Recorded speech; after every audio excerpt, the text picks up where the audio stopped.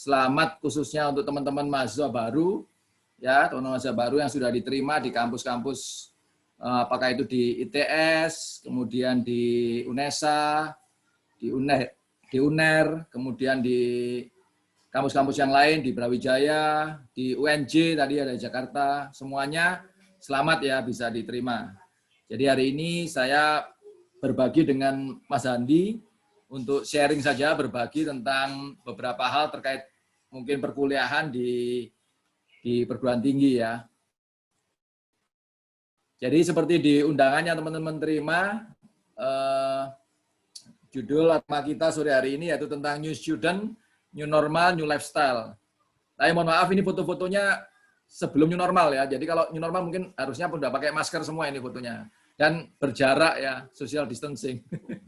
Tapi ini foto-foto waktu dulu belum New Normal ya. Jadi foto-fotonya, nah inilah kira-kira sebagian besar kegiatan yang saya alami dulu dan juga mungkin sampai sekarang setelah saya mengenal dunia kampus, ya ternyata banyak hal yang tidak sekedar kuliah ya, tidak sekedar perkuliahan di kampus, tapi banyak hal yang membuat saya semakin mengerti makna hidup dan bagaimana Tuhan memimpin saya kuliah dulu dan sampai sekarang bekerja sebagai dosen di UNESA. Sebelumnya mungkin ini ya, saya ingin menyampaikan mengapa teman-teman ini kira-kira mengambil studi lanjut di perguruan tinggi ya. Tentu banyak ini ya, banyak motivasi atau alasan. Yang pertama gambar di sini ini mungkin sebagian besar itu ya, bahwa teman-teman itu kuliah karena ingin suatu saat nanti mendapatkan pekerjaan. Ya, pasti itulah yang paling banyak ini ya, gambar di kiri ini. Kemudian tapi bisa juga saya mengamati kadang-kadang ada yang sebenarnya tidak harus kuliah. Sebenarnya dia lulus SMA pun, dia langsung bekerja pun sebenarnya dia bisa. Tapi dia berpikir mungkin gambar yang kedua ini ya, ini kebetulan jaketnya bukan di kampus wilayah Jawa Timur ini ya jaketnya. Jaketnya ini di kampus wilayah ini ya, Jakarta ya, di jaket kuning ya. Ya ada yang kemudian memilih kuliah itu bisa juga karena misalnya status.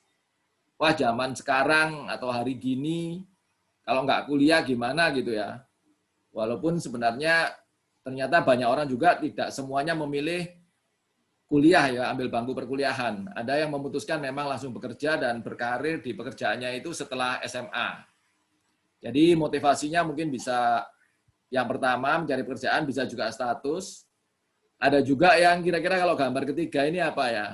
Ini gambar ibunya, ini gambar anaknya kayak agak gimana gitu ya, dengerin ibunya berbicara seperti, aduh ibu ini ngomong aja atau, nah ini biasanya juga maksud saya, kadang ada yang kuliah itu karena dorongan orang tua ya jujur saja fakta, kadang ada beberapa orang tua yang memang lebih punya ambisi untuk anaknya kuliah, tapi anaknya sendiri mungkin nggak terlalu ingin kuliah sebenarnya.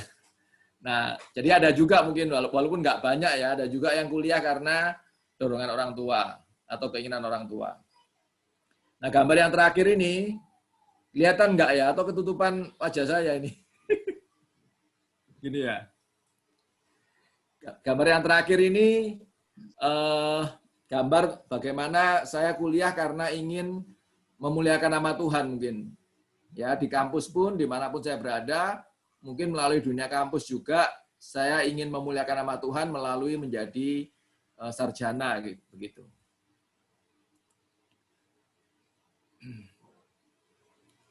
Baik, berikutnya, nah, barangkali bagi teman-teman yang mahasiswa baru, mungkin sebenarnya ada banyak pertanyaan ya. Ada banyak pertanyaan sebenarnya, apa sih bedanya ketika nanti saya kuliah ya di kampus dengan saat saya dulu di SMA ya.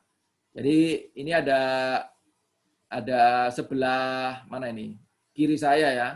Mungkin kanannya teman-teman ini adalah yang background agak biru muda ini, agak putih. Ini adalah kondisi ketika teman-teman dulu masih di SMA ya.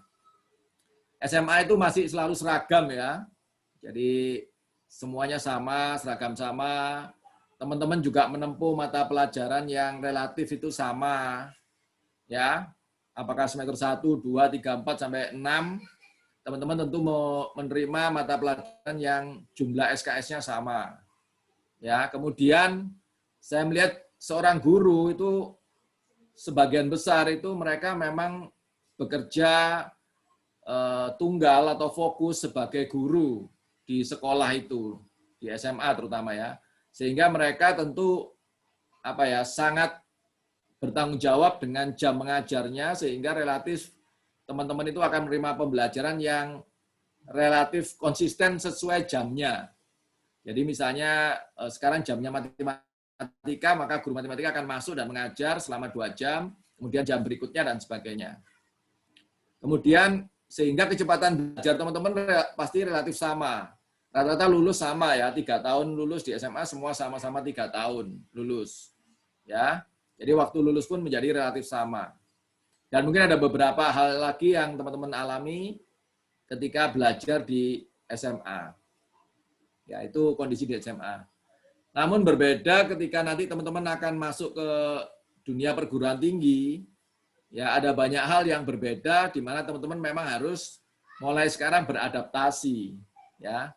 Yang pertama, ya dari hal yang sederhana, mungkin seperti baju, tentu teman-teman diberikan kebebasan untuk berpakaian yang bebas tetapi rapi, ya. Dan itu tergantung prodi masing-masing ya. Prodi atau perguruan tinggi juga masing-masing. Kalau di UNESA itu ada beberapa prodi kependidikan yang memang betul-betul menetapkan seragamnya itu bebas, tetapi misalnya tidak boleh pakai jeans, tidak boleh pakai kaos ini tanpa berkerah ya, kaos oblong itu tidak boleh. Ada beberapa prodi yang begitu. Tetapi di UNESA juga, di prodi yang lain misalnya seperti seni, yang saya tahu dia lebih bebas. Ya, jadi anak-anak seni ya, seni rupa, seni musik dan sebagainya itu biasanya lebih bebas, dia berpakai kaos oblong, nggak apa-apa dan sebagainya ya. Jadi seperti itu. Jadi yang intinya adalah ada banyak kebebasan sehingga teman-teman mungkin bisa bebas berfashion juga ya di kampus, tetapi diharapkan tetap rapi gitu ya, sopan, rapi. Kemudian mata kuliah mungkin di awal sebagai mahasiswa baru teman-teman akan program paket mata kuliah yang sama. Ya, mungkin beberapa mahasiswa baru yang hadir sore ini tentu sudah KRS, kartu rencana studi atau pemrograman SKS-nya tentu sudah dialami, itu sama jumlahnya. Tetapi nanti mungkin bisa jadi semester 3, 4, dan seterusnya, bisa jadi teman-teman akan berbeda dengan teman yang lain karena bisa jadi teman-teman ada yang tidak lulus pada mata kuliah tertentu, kemudian teman-teman yang lulus itu nilainya tinggi dan dia diberi kesempatan untuk menambah SKS, sehingga dia bisa menambah SKS atau mata kuliah lain sehingga lebih cepat, sehingga kemudian mulai semester 3 dan seterusnya biasanya ada perbedaan pengambilan mata kuliah antara teman yang satu dengan yang lain di dalam satu kelas. Kemudian perbedaan yang lain, ini yang teman-teman harus benar-benar siap ya, sebagai mahasiswa baru terutama, dan beberapa mahasiswa yang hari sore ini join pasti juga sudah merasakan ya, dosen itu tidak seperti di SMA ya, dia hanya mengajar saja begitu, tidak, tetapi ada yang namanya Tridharma perguruan tinggi, di mana dosen itu harus mengajar, meneliti, dan melakukan pengabdian pada masyarakat. Nah, itulah yang menyebabkan dosen itu tidak selalu bisa masuk sesuai jam perkuliahan dengan teratur. Kadang-kadang dia ada kegiatan penelitian, ada kegiatan pengabdian pada masyarakat. Belum lagi kalau dosen ini sudah punya brand, dia sudah punya nama sesuai dengan kepakarannya, bisa jadi dia diminta untuk jadi narasumber di sana, di sini, ya kemudian menjabat ini, itu, dan sebagainya, sehingga nanti teman-teman akan mengalami kadang-kadang perkuliahan itu seperti, ya ada dosen yang mungkin jarang sekali masuk. Nah, nanti bagaimana menyiasati itu, barangkali nanti Mas Handi akan menyampaikan tentang seperti di era pandemi ini ya, pembelajaran digital, online, dan sebagainya. Tapi itulah fakta yang teman-teman akan terima, di mana dosen itu tidak seperti guru di SMA yang selalu relatif hadir masuk di kelas. Jadi Ini yang teman-teman harus siapkan ya. Jadi kemandirian dalam belajar ini sangat dibutuhkan. Lalu kecepatan belajar menjadi berbeda-beda. Teman-teman yang tadi merasa bisa nilai bagus, bisa nambah SKS, ya teman-teman bisa aja lulus 3,5 tahun. Sementara teman-teman yang lain bisa aja yang lulus sama-sama S1, sama-sama dulu satu kelas, bisa aja yang lulus 5 tahun. Bahkan mungkin lebih. Ya, sementara ada yang lulus 3,5 tahun. Nah, itu kecepatan belajarnya akan berbeda-beda. Kemudian juga waktu lulusnya juga berbeda-beda tentu, sehingga betul-betul kalau di perguruan tinggi, maka kemandirian teman-teman sebagai mahasiswa itu sangat-sangat dibutuhkan. Jadi sudah harus mulai berubah ya mindset-nya, berpikir bahwa saya belajar sama seperti di SMA, menunggu guru masuk atau dosen masuk di kelas, kemudian pulang, kemudian ya belajarnya tergantung dari guru dan sebagainya. Tetapi teman-teman ini seperti yang di bagian ini ya, kanan ini ya, yang background warna pink ini ya, seperti itulah yang teman-teman akan hadapi di dunia perguruan tinggi. Nah, apa beberapa prinsip firman Tuhan yang perlu teman-teman ingat menurut saya? Mari kita membaca ini ayat yang singkat-singkat, ini hanya satu ayat ya. Mungkin bisakah salah satu teman mahasiswa baru membacakan Amsal 1 ayat 7? Silakan.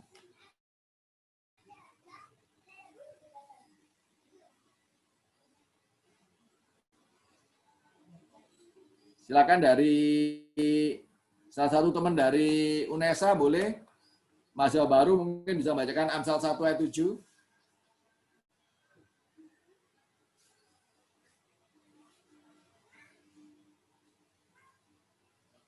Glorian tadi, boleh?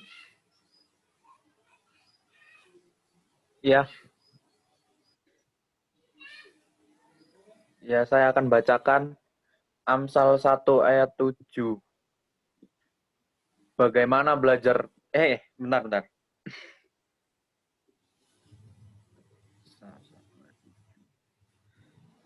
Amsal 1 ayat 7. Takut akan Tuhan adalah permulaan pengetahuan, tetapi orang bodoh menghina hikmat dan didikan. Ya, terima kasih, Glorian. Ya. Jadi, ayat ini menyatakan takut akan Tuhan adalah permulaan pengetahuan. Jadi, sebenarnya menurut saya juga, kalau kita ingin belajar dengan baik, maka teman-teman harus mendasarkan sejak awal itu memiliki sikap takut akan Tuhan. Orang yang takut akan Tuhan, tentu dia sangat bertanggung jawab dalam seluruh aspek kehidupannya, termasuk juga di dalam studinya. Dia tidak akan main-main dengan waktunya, ya, dengan uangnya yang dikeluarkan untuk SPP atau untuk uang kuliah, ya, UKT atau apa istilahnya masing-masing di perguruan tinggi. Tapi dia benar-benar karena takut akan Tuhan, maka saya akan belajar dengan sungguh-sungguh. Jadi Amsal 1 ayat 7 itu betul bahwa kalau orang yang sungguh-sungguh di dalam Tuhan, dia pasti serius. Dia pasti memanfaatkan segala waktu, tenaga, uangnya, semuanya itu dengan baik untuk belajar gitu. Nah, itu saya kira hal yang teman-teman harus selalu ingat ya. Dikatakan situ tetapi orang yang bodoh menghina hikmat dan didikan. Jadi kita tidak pernah dikatakan kalau kita menghina hikmat atau didikan dari siapapun, jadi ada dosen mengajar kita atau mungkin ada kakak kelas mengajari kita atau orang lain mengajari kita, kalau kita mengabaikan atau menghina hal itu, ya, menyepelekan, maka itu dikatakan menurut Amsal ini dia adalah orang yang bodoh. Jadi artinya apa? Kalau kita di dalam Tuhan, mestinya kita itu orang yang senang belajar. Belajar dari siapapun. Tidak hanya dari dosen, tapi dari siapapun, dari kakak kelas, dari orang lain, teman-teman yang lain, yang punya keahlian tertentu, punya tips-tips tertentu, kita bisa belajar dari mereka. Ya, itu Amsal 1 ayat 7 saya kira menjadi dasar kita untuk belajar takut akan Tuhan. Kemudian Filipi 2 ayat 15 bisa dibacakan teman mahasiswa baru dari ITS mungkin, kalau ada. Silakan.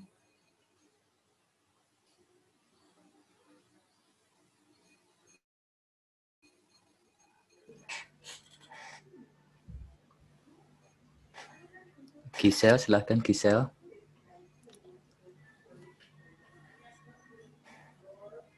Ya, Gisel, bisa minta tolong dibacakan Filipi 2 ayat 15. Nggak ada. Filipi 2 ayat yang ke-15, supaya kamu tiada beraib dan tiada bernoda, sebagai anak-anak Allah yang tidak bercela di tengah-tengah angkatan yang bengkok hatinya dan yang sesat ini, sehingga kamu bercahaya di antara mereka seperti bintang-bintang di dunia. Ya, baik. Jadi karena kita itu hidup, terima kasih Gisel. Jadi karena kita itu memang sekarang hidup di tengah ini ya, kondisi perubahan zaman dan tantangannya bagi anak-anak muda itu luar biasa ya. Jadi dengan kemajuan teknologi pasti juga tidak hanya membawa dampak positif, tapi dampak negatifnya juga cukup banyak. Bagaimana kita menjadi mahasiswa nanti, Tuhan mengingatkan kita supaya kita menjadi menjadi anak-anak Allah yang tidak bercela di tengah kondisi yang saat ini. Sehingga kita itu seperti bintang-bintang di dunia. Jadi kita benar-benar bisa menjadi berkat, seperti menjadi garam dan terang di tengah kondisi saat ini gitu. Yaitu diharapkan yang harus kita ingat juga sebagai mahasiswa dan sebagai anak Tuhan di kampus. Kemudian mungkin kalau 3:23 bisa dibacakan mahasiswa baru dari UNER. Mungkin adiknya Elmer tadi ya, bisa bantu membacakan Kolose 3 ayat 23. Kolose 3 ayat 23, apapun juga yang kamu perbuat, perbuatlah dengan segenap hatimu seperti untuk Tuhan dan bukan untuk manusia.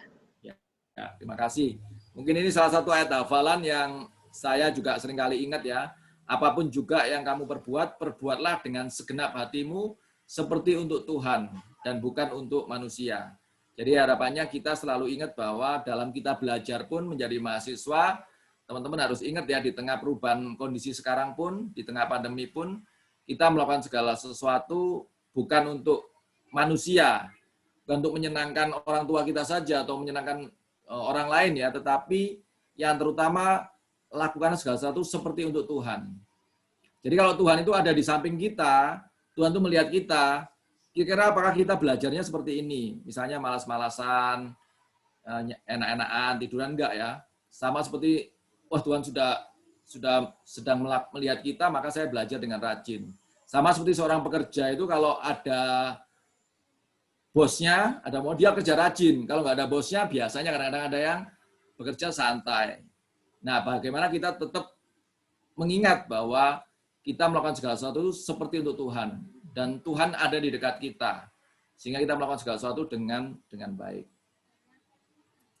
Nah, ini beberapa tips perkuliahan ya, akan saya sampaikan secara cepat supaya nanti bisa belajar ke Mas Handi. Jadi ini saya ambil dari buku Cara Belajar yang Baik dari Bapak Jerry White. Beberapa hal ya. Yang pertama, ya usahakan teman-teman itu juga tidak sering bolos ya. Jadi tidak sering bolos karena mungkin setiap kali, karena dosen tadi sibuk, ketika dosen itu bisa masuk, itu kesempatan untuk teman-teman bisa berinteraksi, bertanya. Jadi sayang sekali kalau teman-teman sering bolos. Kemudian, buatlah persiapan dan catatan ya. Jadi ada baiknya teman-teman itu membaca materi lebih awal, karena biasanya kan sudah ada RPP itu, atau RPS ya, rencana pembelajaran semester. Sudah ada RPS-nya dibagikan.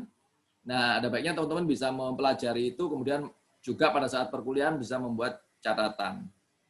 Kemudian mengerjakan tugas lebih awal. Ya, ada kecenderungan kadang-kala kita itu, saya juga ya belajar seringkali kita itu menunda. Ya, menunda mahasiswa itu kalau yang saya tahu ya, saya beri tugas 3 bulan sebelumnya, 3 minggu sebelumnya, sama 3 hari sebelumnya itu kayaknya hasilnya sama saja. Biasanya mereka mengerjakan ya 2 hari sebelumnya atau 3 hari sebelumnya gitu ya. Jadi diberi tugas lama sama cepat itu kadang-kadang tidak ada bedanya. Bahkan mereka sudah besok tugas dikumpulkan, ada yang baru nanya itu, Pak, kemarin tugasnya apa Pak ya? Padahal itu sudah diberikan 3 bulan sebelumnya dan sebagainya. Jadi tolong kalau ada tugas, ada baiknya kita membiasakan mengerjakan tugas lebih awal, tidak menunda, sehingga kita bisa mengerjakan tugas yang lain atau belajar yang lain. Kemudian tadi itu ya, seperti Amsal 1 ayat 7, belajarlah dari orang lain. Belajar dari banyak hal orang lain. Saya pernah ikut sebuah seminar juga tentang rahasia sukses. Salah satunya adalah kalau kita ingin menguasai sebuah kompetensi, kemudian kita kenal ada orang yang ahli di bidang itu, ya kita jangan merasa bersaing dengan dia, tetapi bertemanlah, gitu ya. Belajarlah dari dia apa yang dia lakukan, kebiasaan apa yang dia lakukan, cara kerja atau cara belajar seperti apa dia. Nah, seperti itulah kita bisa belajar dari dia juga. Ya, dari banyak orang kita mari senang belajar, seperti Amsal 1 ayat 7 tadi. Kemudian yang terakhir juga jujur ya. Jagalah kejujuran, jangan menyontek, karena sebenarnya nilai diri Anda akan terlihat pada akhirnya dengan seperti apa kualitas diri kita masing-masing. Jadi usahakan untuk tetap menjaga kejujuran, kemurnian dengan tidak menyontek. Nah, kemudian, ini nanti teman-teman akan mengalami di abad 21 ini ada 4C ya, yang saya lihat kompetensi yang diharapkan untuk generasi di abad 21, yaitu berpikir kritis, kreatif, dia bisa berkomunikasi dan bekerja sama, kolaborasi. Ya. Oleh karena itu, ketika teman-teman kuliah, teman-teman tidak hanya berpikir saya mendapatkan materi perkuliahan, dapat IP tinggi. Nah, tidak cukup begitu. Tapi sebenarnya bagaimana teman-teman nanti memanfaatkan di dunia kampus itu untuk belajar banyak hal. Ya, belajar berorganisasi. Ya, kalau ada kesempatan teman-teman berorganisasi, ikut unit kegiatan mahasiswa, lalu ikut seperti himpunan mahasiswa jurusan dan sebagainya, itu kesempatan teman-teman belajar juga di dunia kampus. Kemudian belajar berkomunikasi. Ingat bahwa 80% kesuksesan itu karena EQ ya, emotional quotient atau soft skill. Jadi bukan semata-mata karena teman-teman hanya IP tinggi saja. Kalau dilihat di survei banyak ya, kebutuhan dunia kerja sekarang itu malah justru lebih banyak mereka yang bisa bekerja sama, bisa berkomunikasi dengan baik, punya kemampuan interpersonal, ya, dan sebagainya. Jadi lebih banyak kemampuan-kemampuan soft skill. Oleh karena itu teman-teman harus memanfaatkan itu untuk belajar banyak hal ya, belajar berkomunikasi, belajar melakukan sebuah pemecahan masalah, problem solving. Ya. Seperti itu. Dan teman-teman, bahwa komunitas kita ini, bagi teman-teman yang pertama ya, ini adalah komunitas yang bisa diikuti oleh siapapun ya, siapapun dari mahasiswa yang kita ingin belajar bersama-sama, dan juga bagaimana kita bisa belajar firman Tuhan untuk mengenal Kristus lebih dalam, juga bagaimana supaya kita bisa menjadi berkat di dunia kampus. Jadi ini kita ada kakak-kakak alumni, ada senior, yang lain yang sebenarnya bersedia bisa menjadi teman, sahabat, untuk apapun bertukar pikiran silahkan. Ya, jadi kita tidak melihat latar belakang dari manapun, dari gereja apapun, dari pelayanan manapun dan sebagainya. Mari kita sama-sama belajar untuk kita bisa bagaimana menjadi berkat di kampus dan dimanapun nanti kita berada. Sebagai akhir dari presentasi saya ini kesaksian saya pribadi, salah satu ayat yang saya pegang ketika saya kuliah, Amsal 23, 17-18, yaitu janganlah hatimu iri kepada orang-orang yang berdosa, tetapi takutlah akan Tuhan senantiasa. Karena masa depan sungguh ada, dan harapanmu tidak akan hilang. Jadi sama ya, ketika teman-teman saya itu menyontek gitu, dan dia dapat bagus, pasti saya iri. Kalau teman-teman saya itu kemudian melakukan kecurangan yang lain dalam pengerjaan tugas dan dapat nilai yang sangat tinggi, sementara saya mengerjakan tugas benar-benar tidak bisa dapat hasil maksimal, kadang-kadang ada iri. Tetapi ketika saya memegang ayat janji Tuhan ini bahwa janganlah hatimu iri kepada orang yang berdosa, tapi takut akan Tuhan senantiasa karena masa depanmu sungguh ada dan harapanmu tidak akan hilang. Jadi sebenarnya Tuhan menyediakan masa depan dan harapan kita itu tidak akan hilang. Tinggal bagaimana, apakah kita tetap takut akan Tuhan atau tidak gitu ya.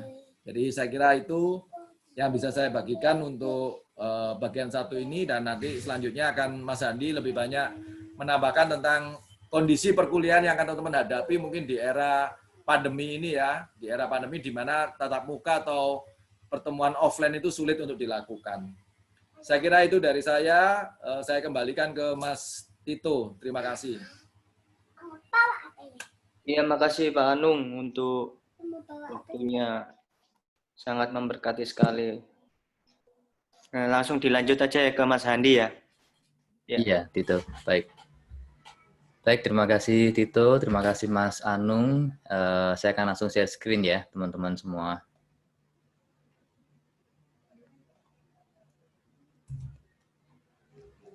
Oke, baik. Ya, jadi kalau Mas Anung tadi sudah membuka dengan menyampaikan apa artinya menjadi seorang mahasiswa ya, yang belajar, tapi bukan hanya belajar, dia ingin juga mengenal Allah, dia ingin juga menjadi excellent gitu ya, dalam studi, dalam organisasi, ya, ada hard skill, ada soft skill, dan Mas Anung memberikan beberapa firman Allah yang penting ya, yang mendasar untuk kita pegang. Nah, saya akan melanjutkan dengan lebih praktis ya, teman-teman ya. Jadi karena sekarang kita memasuki new normal, ya, jadi teman-teman ialah new student di era new normal dan harus memiliki new lifestyle, gitu ya. Karena teman-teman menghadapi situasi yang kakak-kakak kelas kalian, mungkin orang tua kalian dulu tidak mengalami, tapi sekarang harus mengalami era di mana semua dilakukan secara online, gitu ya. Jadi ini saya berikan subjudul tips praktis untuk kuliah online ya. Jadi ini sangat praktis. Mungkin nanti di bagian terakhir hanya ada satu ayat, tapi kita akan banyak belajar hal praktis ya di sini. Oke, jadi yang akan saya sampaikan itu ada 5B gitu ya. Saya sebut dengan 5B. Yang pertama be informed, kemudian be organized, be focused, be together, dan yang terakhir be ready gitu ya. Jadi apa artinya 5B ini akan kita lihat satu persatu. Yang pertama ialah be informed. Apa artinya be informed?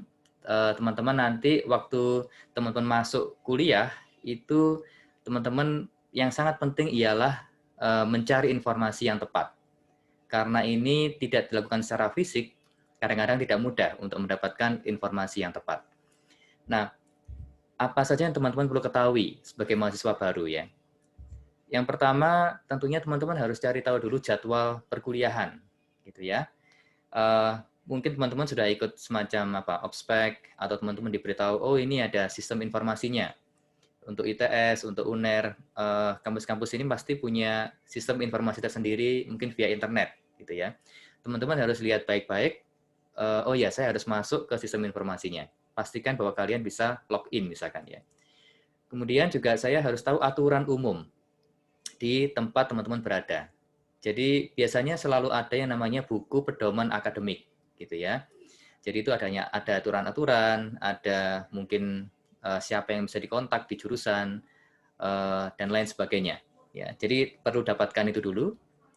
Kemudian teman-teman karena kuliahnya akan secara online semua, maka teman-teman harus tahu dulu nih, pakai learning platform apa. Ya, ada dosen-dosen yang menggunakan Google Classroom. Ya, jadi ini sistem yang eksternal, terpisah dari sistem kampus dengan Google Classroom misalkan. Atau mungkin ada kampus yang sudah memiliki online learning yang internal.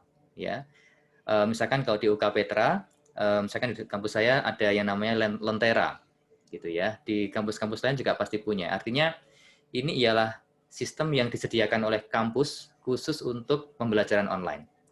Di slide berikutnya akan saya tunjukkan contohnya, gitu ya. Oke, kemudian teman-teman juga perlu tahu bagaimana berkomunikasi dengan prodi. Biasanya prodi akan bilang, oh kalau saya kasih pengumuman itu mungkin lewat email. Jadi kita teman-teman harus sering cek email kampus secara berkala. Mungkin ada yang sampaikan, tolong lihat web prodi ya. Jadi pengumumannya mungkin melalui web prodi karena semuanya online. Jadi mungkin setiap hari atau seminggu beberapa kali harus sering lihat web prodi. Mungkin juga ada yang bisa lewat medsos, gitu ya. Kadang-kadang kalau di kampus saya, kita kadang-kadang publish di Facebook, begitu ya. Jadi atau mungkin sekarang pindah ke IG ya. Jadi itu kalau perlu informasi harus tahu bagaimana berkomunikasi dengan prodi. Nah, ini saya berikan contoh sedikit. Misalkan kalau di kampus saya di Petra itu selalu ada yang seperti ini ya. Jadi kalau teman-teman masuk ke sistem pembelajaran online itu ada mata kuliahnya apa. Kemudian saya sering letakkan pengumuman di sini ya. Jadi dosen bisa memberikan pengumuman khusus untuk mata kuliah itu. Ya. Kemudian ada juga tentang RPS atau rancangan pembelajaran semester atau Mas Sarung tadi bilang RPP. Ini ialah dosen menceritakan atau mendeskripsikan satu semester itu mau apa aja. Ya, materinya apa, tesnya itu berapa persen, persentasenya, buku teksnya apa, dosen bisa dikontak melalui apa. Ya. Jadi ini silahkan dilihat baik-baik karena ini sangat penting. Kemudian di platform ini juga ada slide presentasi. Jadi teman-teman bisa download slide-nya. Kemudian juga ada yang meletakkan forum diskusi. Jadi mahasiswa bisa diskusi di sini, gitu ya. Jadi supaya bisa saling tanya, mungkin dosen juga bisa menjawab di situ. Juga bisa kumpul tugas, ya. Jadi kumpul tugas melalui sistem online. Ya, jadi teman-teman harus tanya bagaimana caranya mengumpulkan tugas, begitu ya. Apakah melalui ini atau lewat email atau yang lain. Mungkin kalau kuliahnya direkam, teman-teman juga bisa mendapatkan rekamannya, misalkan linknya ke YouTube atau ke platform yang lain. Jadi ini temukan ini karena ini akan sangat menolong dengan memahami ini di kampus teman-teman, di jurusan teman-teman, maka bisa membantu saat memerlukan informasi. Be informed. Ya. Oke. B yang kedua ialah be organized. Ya. Be organized. Mengapa? Nah, teman-teman, di era new normal, you are on your own, gitu ya. Kalian dalam tanda kutip sendirian, gitu ya. Jadi saya ingat kalau dulu waktu saya kuliah itu kalau kita lupa tugas ada teman yang ngingetin, teman-teman yang rajin itu sudah kerja beberapa hari sebelumnya, gitu ya. Kata Mas Anung, kita yang biasa-biasa agak telat, gitu ya. Kalau besok mau ujian, ada yang ngajak belajar, gitu ya. Misalkan ada yang ketemu terus karena mereka ngomong kita jadi tahu. Tapi sekarang tidak ada lagi, gitu ya. Teman-teman benar-benar on your own. Jadi teman-teman sekarang mungkin di depan komputer sendirian, gitu ya. Karena itu harus lebih organized, harus lebih mandiri. Nah, caranya bagaimana? Salah satu tool yang saya sarankan atau yang saya pakai ini ialah pakai Google Calendar misalkan ya. Jadi dengan Google Calendar, misalkan ini contoh tampilan bulanan ya. Teman-teman bisa letakkan di situ kuliahnya jam berapa saja. Ini saya coba masukkan kuliahnya semester 1 di Elektropetra, terus saya cantumkan di sini ya. Jadi ada kalkulus, ada fisika, ada agama, dan lain sebagainya. Teman-teman juga bisa masukkan kalau ada persekutuan misalkan ya, supaya nggak lupa. Jadi gunakan tool, alat elektronik untuk membantu teman-teman organize, gitu ya. Nah, keuntungan dari tool ini contoh dari tampilan yang mingguan ya. Jadi yang weekly, teman-teman bisa lihat lebih jelas, besar-besar. Kemudian bisa di-set. Misalkan kita ada kuliah kimia. Nah, karena sekarang kuliahnya itu online semua, gitu ya. Teman-teman kalau kuliahnya pakai Google Meet misalkan, teman-teman bisa masukkan linknya di sini, ya. Jadi tidak perlu setiap mau kuliah cari linknya, passwordnya apa itu lupa, gitu ya. Kalau teman-teman punya Google Meet, bisa schedule di sini, bisa dilekatkan di eventnya, di kuliahnya. Jadi waktu mau kuliah tinggal klik dari sini, gitu ya. Teman-teman juga bisa ada notifikasi. Misalkan takut lupa, wah saya takut ketiduran, atau saya takut kalau lupa kuliah. Jadi ini bisa ada notifikasi semacam alarm, bisa lewat email atau bisa yang lain. Jadi silakan memanfaatkan tool-tool seperti ini untuk mengingatkan teman-teman sendiri, untuk be organized, untuk mandiri. Oke? Kita masuk ke B yang ketiga. B yang ketiga ialah be focus, ya. Fokus ya. Apa artinya? Nah, teman-teman, waktu kita masuk di era pembelajaran online, hal tersulit, terbesar yang kita hadapi ialah distraction, gitu ya. Waktu kita belajar online, nah ini kita lihat ya, ini ada orang yang mencoba belajar, tapi di belakangnya ada mungkin HP, mungkin internet, ada email, ada medsos, ada ngecek baterai, dan lain sebagainya. Jadi sangat banyak distraction, luar biasa. Ini hal yang paling sulit ya. Kemudian kita cenderung bosan, akhirnya kita bahkan cari-cari distraction, gitu ya. Itu membuat kita tidak bisa belajar dengan optimal. Salah satu kesalahan distraction ini karena kita mengira kita bisa multitasking, gitu ya. Kita mengira diri kita ini bisa multitasking. Nah, mari kita lihat faktanya. Nah, ini ada artikel yang menyampaikan bahwa multitasking itu mitos, gitu ya. Multitasking itu hanya mitos. Mengapa? Jadi kita bisa melakukan dua hal bersamaan. dua hal yang sederhana. Misalkan kita bisa melihat TV sambil bikin makan malam sederhana, bikin mie rebus di samping lihat TV bisa.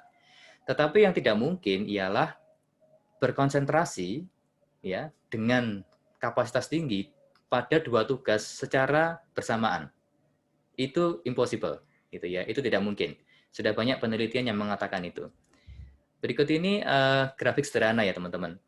Jadi teman-teman semakin kita multitasking, ya, amount of multitasking ini sumbu X ya.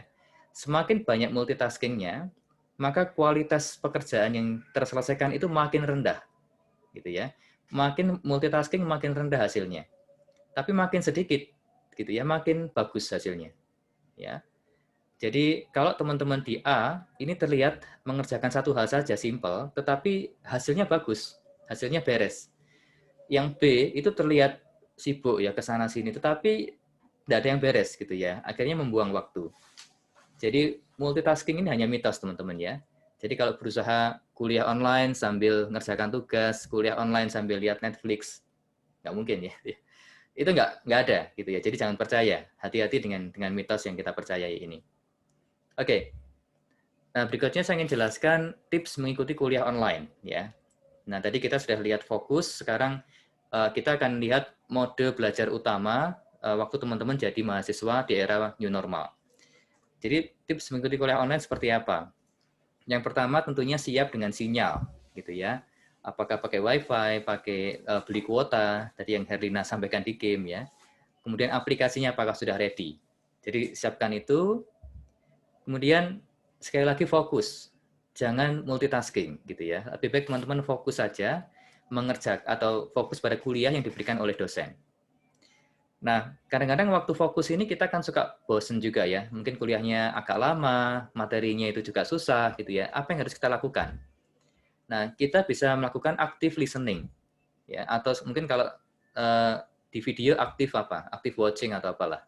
Intinya teman-teman harus lakukan sesuatu, misalkan ambil catatan, tulis hal-hal yang penting dan coba mengajukan pertanyaan. Baik secara teman-teman tanya diri sendiri atau nanti benar-benar tanyakan ke dosen. Tapi intinya buatlah pikiran teman-teman itu terus bekerja, terus engage dengan materi yang disampaikan oleh dosen. Ya, saya nyebutnya active listening. Kemudian kalau memungkinkan nyalakan kamera teman-teman, gitu ya. Ini ialah cara untuk membuat diri teman-teman sendiri itu akuntabel. Kalau teman-teman nyalakan kamera, nggak mungkin dong tidur-tiduran gitu ya, nggak mungkin dong malas-malasan gini gitu ya, gini nggak mungkin ya, pasti nggak enak kan sama dosennya. Nah itu memaksa diri kita sendiri untuk akuntabel gitu ya. Jadi kalau memungkinkan tidak ada masalah kuota, silakan coba nyalakan kamera supaya teman-teman sendiri semangat gitu ya, siap untuk berkuliah. Kemudian yang terakhir, record the lecture. Nah, tidak semua dosen itu merekam kuliahnya. Nah, tetapi merekam kuliah ini menurut saya penting ya. Andaikan kita menghadapi kuliah yang susah, kemudian kita ingin mengulang gitu ya. Kalau dosennya tidak merekam, kita menjadi tidak punya catatan atau dokumentasi. Nah, cara merekam kuliah ini mungkin sudah banyak yang tahu ya, tapi untuk yang belum tahu, kita bisa merekam kuliah di layar kita dengan screen recorder atau screencasting atau screen recorder ya, screen recording. Salah satu banyak sekali software yang di luar sana yang gratis, misalkan salah satunya Flashback Express gitu ya. Ini yang free version, ini cukup bagus, saya pernah coba. Ini kalau teman-teman install, kemudian apapun yang tampil di layar teman-teman, mau YouTube, mau kuliah, mau apapun, itu bisa terekam gitu ya, bisa terekam. Bisa diatur rekamannya mau full screen, mau kecil, mau besar, itu bisa diatur. Jadi rekamlah, waktu tidak mengerti materinya, silahkan dilihat ulang gitu ya. Jadi mahasiswa saya banyak yang semester lalu itu kuliah tidak tanya gitu ya, tapi ternyata bisa. Karena apa? Karena saya ulang sampai ngerti Pak gitu katanya. Jadi kalau dia nggak ngerti, dia nggak tanya saya, tapi dia ulang terus, oh ternyata bisa ngerti sendiri. Oke, nggak masalah. Itu sangat membantu. Oke, itu untuk mengikuti kuliah online. Oke, sekarang kita masuk ke belajar mandiri gitu ya. Jadi kuliah itu tidak hanya ikut kelas, tetapi juga belajar mandiri. Jadi SKS itu tidak berarti waktu kuliah saja, tetapi juga ada waktu belajar mandiri mengerjakan tugas. Nah, apa saja resource yang teman-teman butuhkan? Tentunya buku teks, gitu ya. teman-teman hati-hati, kadang-kadang kita merasa cukup dengan slide presentasi dan rekaman kuliah saja biasanya, atau bahkan slide presentasi, itu sudah cukup untuk belajar. Tapi kalau teman-teman ingin pengetahuan yang lengkap, gitu ya, itu mau tidak mau sebenarnya buku teks itu paling bagus, gitu ya. Jika memungkinkan dapat buku teks asli dari luar negeri, kalau tidak kadang-kadang ada dosen yang sudah cukup baik dalam membuat buku teks sendiri. Tapi buku teks itu ialah versi lengkap dari perkuliahan. Waktu dosen mengajar, itu yang masuk ke slide itu mungkin 60-70% lah, gitu ya. Yang lain itu biasanya cerita atau apa ya, atau mungkin dosennya juga, misalkan saya masih mata kuliah baru, ada hal-hal yang saya juga belum pahami, gitu ya. Tapi kalau buku teks, karena yang menulis ialah orang-orang yang pakar, itu teman-teman perlu membiasakan ya, belajar dari buku teks. Nah, sekarang pandemi apalagi, teman-teman perlu menggali lebih jauh dari situ. Itu kalau mau masuk ke kedalaman pengetahuannya. Ya. Terus tentunya slide presentasi dan rekaman kuliah. Kemudian juga ternyata sekarang ini teman-teman banyak di internet itu sumber-sumber yang bagus ya. Misalkan YouTube ya. Jadi YouTube itu isinya bukan hanya siapa ya, Deddy Corbuzier gitu ya. Terus siapa lagi sekarang yang ini ya? MLI ya, siapa suka MLI ya. Bukan hanya itu, tapi banyak sekali topik-topik yang sangat bagus ya. Misalkan ini ada karena saya orang elektro, orang otomasi, ada channel namanya Real Parts, itu menjelaskan dengan sangat baik konsep-konsep otomasi industri, itu pakai animasi yang luar biasa. Kemudian juga ada kayak Coursera, edX, ya, jadi itu masif online course, itu juga bertebaran yang free juga cukup banyak. Artinya, coba cari sumber di internet yang bisa membantu teman-teman. Oke, nah, untuk belajar mandiri, sekali lagi kadang-kadang sulit untuk fokus, ya, distraksinya banyak. Nah, teman-teman, ini ada sebuah tips teknik ya, untuk fokus selama 25 menit saja, gitu ya. Mungkin beberapa sudah pernah dengar, ini disebut dengan Pomodoro Teknik, ya, Pomodoro Teknik. Jadi ini cukup menarik. Jadi pertama teman-teman tentukan apa yang mau dikerjakan, entah mau tugas, mau belajar sesuatu, mau ngerjakan tugas, persiapan tes atau dan yang lain. Kemudian teman-teman set timer 25 menit. Bisa pakai HP, pakai apapun. Nah, terus tujuan teman-teman ialah terus bekerja selama 25 menit dengan fokus. Jangan lihat medsos, jangan buka internet, jangan lihat apapun. Hanya selama 25 menit saja. Ya. 25 menit itu nggak terlalu panjang kok. Ya, jadi kalau teman-teman coba, itu nggak terlalu panjang. Nah, tapi usahakan 25 menit itu fokus saja. Fokus terus kerjakan. Setelah selesai, timernya bunyi ya. Timernya bunyi, teman-teman istirahat dulu 5 menit. Santai, bikin teh, makan snack, jalan dulu keluar, dan lain sebagainya. Nah, kemudian repeat 4 times. Nah, kemudian lakukan lagi 25 menit lagi, kemudian berhenti lagi gitu ya. Kemudian setelah 4 kali, nah teman-teman bisa break agak panjang, 15 menit, 30 menit, mungkin mau lihat Facebook, mau yang agak panjang sedikit boleh. Ya. Jadi idenya ialah teman-teman fokus tapi tidak panjang. Pendek-pendek tapi tanpa distraction gitu ya. Nah, ini cukup terkenal dan kalau dipraktekkan lumayan. Hasilnya itu bisa jauh lebih efektif daripada kita coba fokus terus-menerus tapi ya gitu akhirnya lihat medsos, akhirnya lihat film dan lain sebagainya. Ya. Ini disebut dengan Pomodoro Teknik. Oke, beberapa berikutnya akan lebih cepat. Nah, kemudian yang keempat ialah be together, ya, be together. Nah, teman-teman, waktu teman-teman di kampus itu tugas itu tidak selalu individual. Kadang-kadang tugasnya berkelompok, ya. Nah, kita harus siap untuk berkelompok, ya. Jadi, tapi secara virtual. Nah, jadi ini ialah sebenarnya kesempatan teman-teman mengenal temannya yang lain, kesempatan untuk menjadi berkat juga untuk mereka. Tadi Mas Anung sudah membagikan pada kita. Nah, beberapa tips yang ingin saya sampaikan untuk kerja kelompok itu ialah menggunakan tool. Ya, misalkan teman-teman bisa berbagi dokumen dengan misalkan Google Drive, ya, atau Dropbox, atau ya platform yang lain. Jadi dengan Google Drive ini keuntungannya teman-teman punya satu folder yang isinya itu bisa dilihat semua anggota kelompok, gitu ya. Misalkan teman-teman kerja tugas, ada 4 orang, nah masing-masing bagian dibagi-bagi, hasilnya ditaruh di folder yang sama. Jadi siapapun nantinya bisa akses ke situ. Tidak perlu kirim-kiriman email, tidak perlu yang lain ya. Tinggal lihat Google Drive-nya. Ya, ini sangat-sangat membantu ya, berbagi dokumen dengan Google Drive. Keuntungan lain ialah bisa backup. Ya, jadi waktu kita menggunakan Google Drive, karena ini sistem cloud, maka otomatis terbackup. Jadi nggak mungkin, wah komputer saya rusak, datanya hilang. Nah itu sudah nggak ada lagi. Dengan Google Drive semua data kita, kalaupun komputer rusak, itu tersimpan dengan aman di cloud. Gitu ya. Itu Google Drive. Kemudian juga kita bisa mengedit dokumen bersama-sama dengan Google Docs. Ya.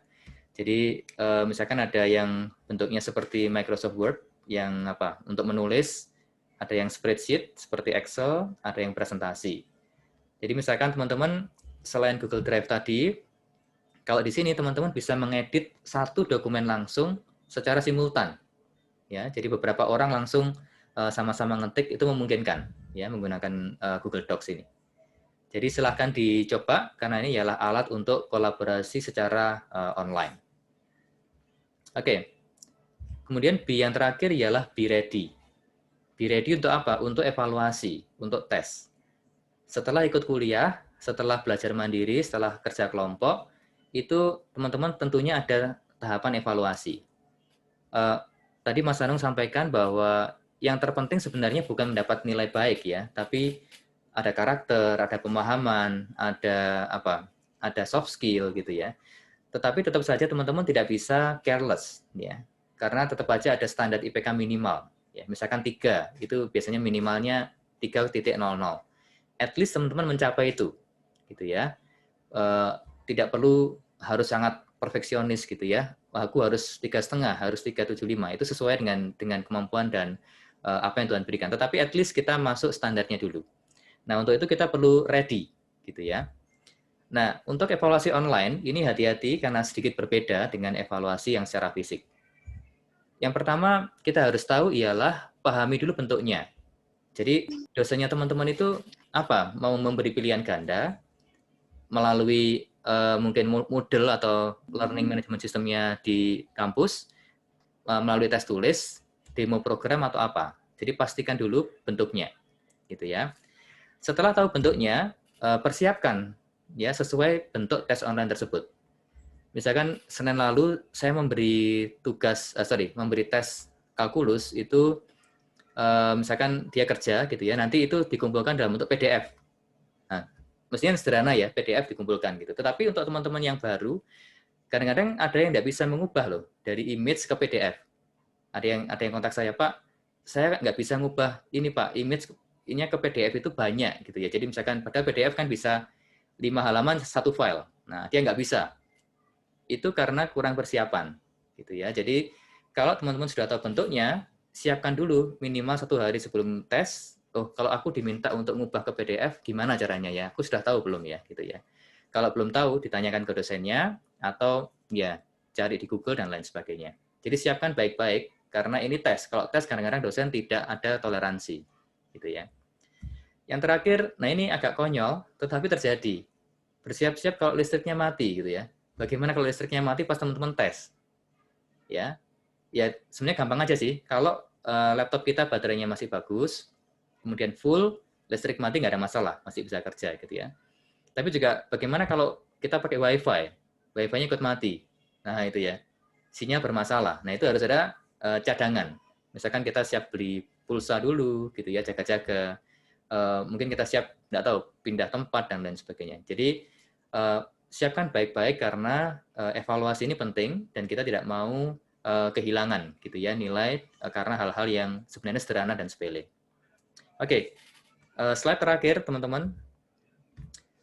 Satu hal terakhir ya, jadi saya sudah menjelaskan 5B tadi ya, ada be informed, be organized, be apa lagi?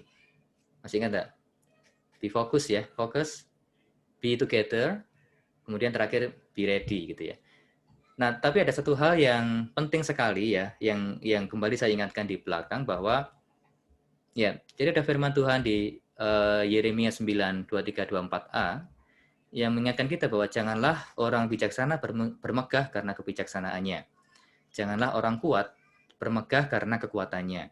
Janganlah orang kaya bermegah karena kekayaannya.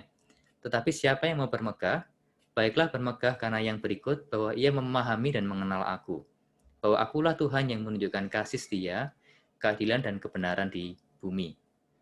Teman-teman, semua teknik yang saya sampaikan, mungkin juga masuk beberapa hal praktis yang kami sampaikan, tetap saja bukanlah yang utama, begitu ya.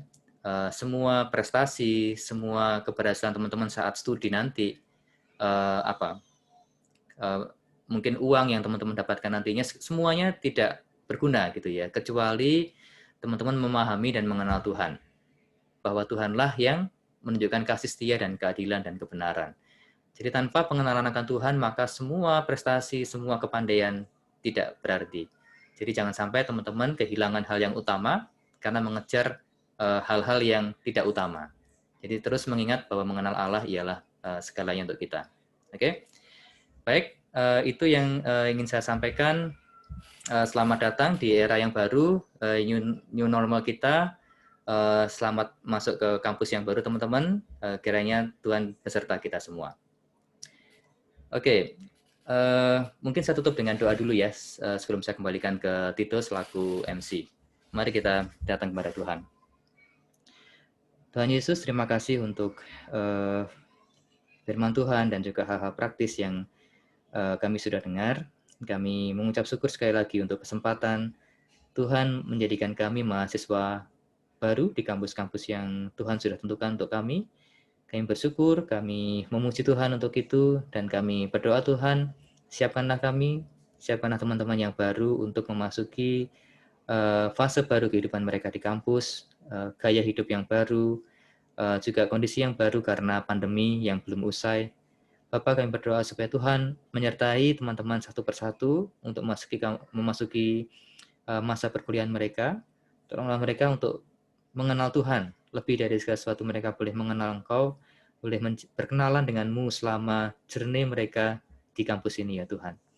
Tolonglah mereka untuk menjadi mahasiswa yang baik, melakukan setiap bagian, setiap tanggung jawab dengan baik, dan mereka boleh mendapatkan manfaat sebanyak mungkin secara rohani, secara intelektual, secara soft skill, hard skill. Kami berdoa supaya teman-teman mendapatkan yang terbaik. Dan itu karena Tuhan mengasihi dan menolong mereka. Terima kasih ya Tuhan, terima kasih. Kami mengucap syukur sekali lagi ya Tuhan, semuanya dalam nama Tuhan Yesus Kristus. Amin. Oke, terima kasih teman-teman. Saya kembalikan ke Tito ya.